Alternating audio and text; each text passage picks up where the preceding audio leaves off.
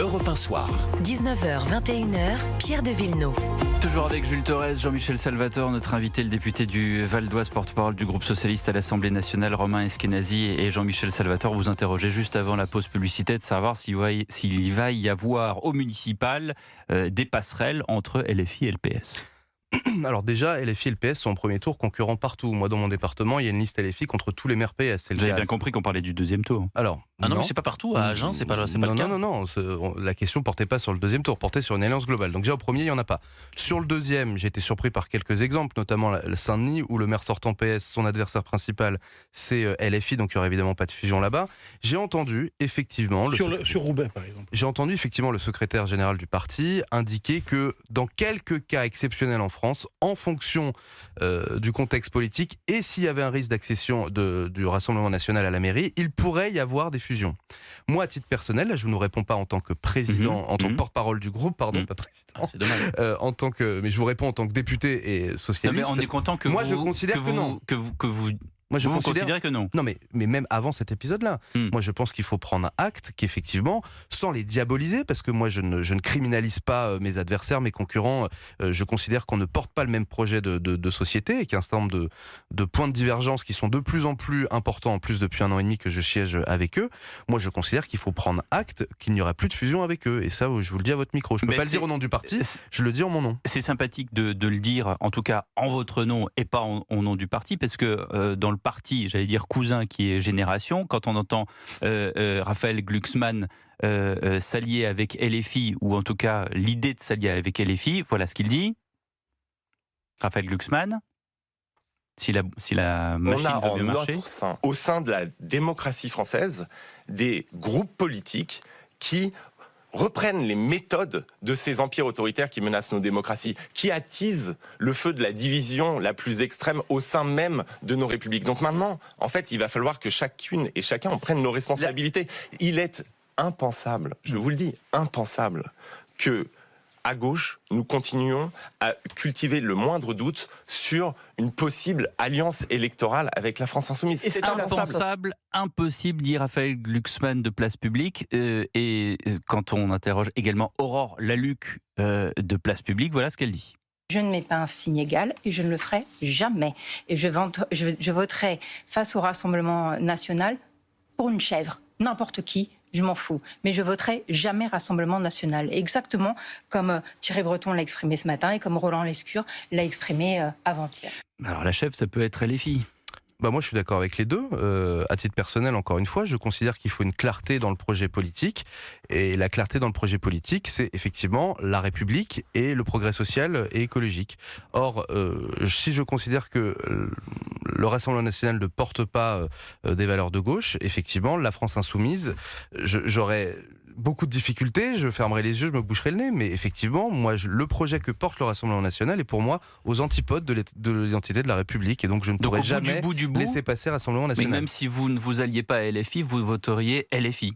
Il y aura un désistement, admettons, ce qui n'arrivera jamais.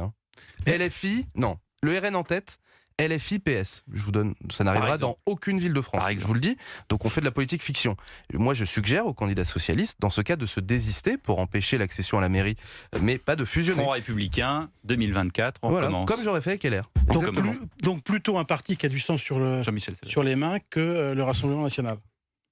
Mais jusqu'à preuve du contraire, j'ai parlé, moi, de brutalisation de la vie politique. Je vous laisse... Quentin, il est mort.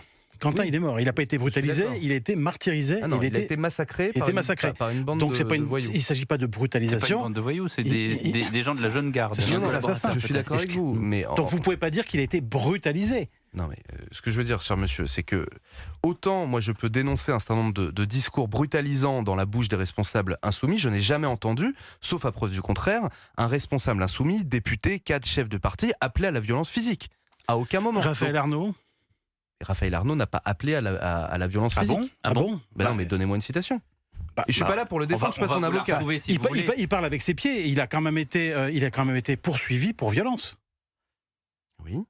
condamné pour violence. Non, mais alors peut-être pas des mots, mais quand vous regardez la doctrine de la Jeune Garde, c'est objectivement un mouvement qui est violent. C'est un mouvement qui organise et d'ailleurs qui a été dissous pour ça, des camps d'été où ils font de la boxe, justement, la Jeune Garde, l'entraînement au combat de la Jeune Garde, c'est Jean-Baptiste Marty qui nous explique. Le Vigan dans le Gard en avril dernier, Pontarion dans la Creuse le mois suivant, Uzerche en Corrèze à la rentrée scolaire. Pour chacun de ces stages, les militants d'extrême gauche se réunissent par dizaines sur plusieurs jours où ils s'entraînent à combattre en toute discrétion. Selon les informations d'Europe 1, des instructeurs professionnels sont spécifiquement recrutés pour apprendre aux membres de ces groupuscules extrémistes à se bagarrer. Ils s'entraînent à faire des clés de bras, des étranglements et surtout à porter des coups. Selon les stages, différents sports sont pratiqués, la boxe, la lutte et même du systéma art martial russe basé sur la respiration.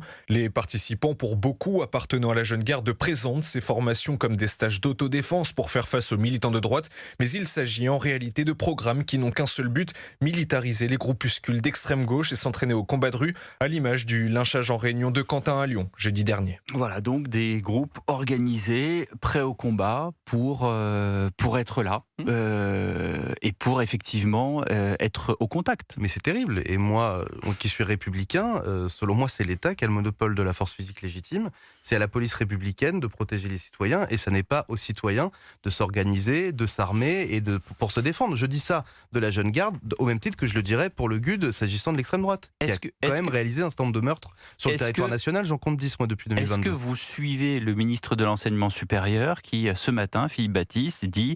Il faut revoir le programme des invitations dans les universités. Il faut que des meetings, des conférences du type de celle de Rima Hassan n'aient plus lieu.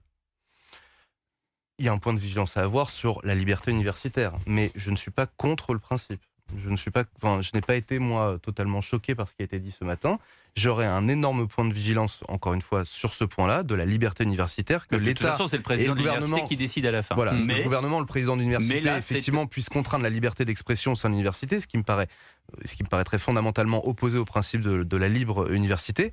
Néanmoins, typiquement en plus une personne qui depuis 3 semaines en particulier fait des tweets qui sont particulièrement problématiques, et qu'il puisse y avoir un trouble à l'ordre public possible avec une conférence, moi je peux entendre qu'un président de l'université puisse ne pas vouloir organiser de tels événements, surtout si ça peut aboutir à des drames, à des meurtres, comme il y a eu lieu cette semaine.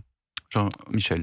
Je vais revenir sur une polémique qui a eu lieu la semaine dernière, lorsque Laurent Nunez a décidé de catégoriser la France insoumise dans l'extrême gauche, lorsqu'il proclamera les résultats des élections municipales.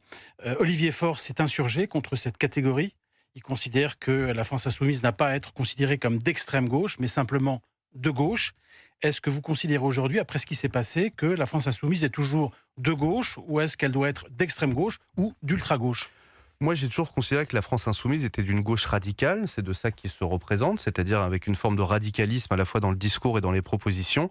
Le fait que la qualification soit d'extrême gauche ou de gauche radicale, c'est le Conseil d'État qui tranchera. Moi, personnellement, j'ai pas fait partie des socialistes qui se sont insurgés et qui sont montés au créneau pour prendre les défenses de la France insoumise. Je pense qu'ils le font très bien tout seuls. Et si demain on était classé au centre-gauche, j'imagine mal des rangs d'insoumis monter à la radio pour venir nous défendre. Donc moi, je n'ai pas commenté cette décision. Moi, je les appelle Olivier Faure gauche disait que c'était une faute. Moi, je les appelle gauche radicale, et ce sera au Conseil d'État de trancher s'ils restent gauche radicale ou s'ils sont classés demain dans l'extrême gauche.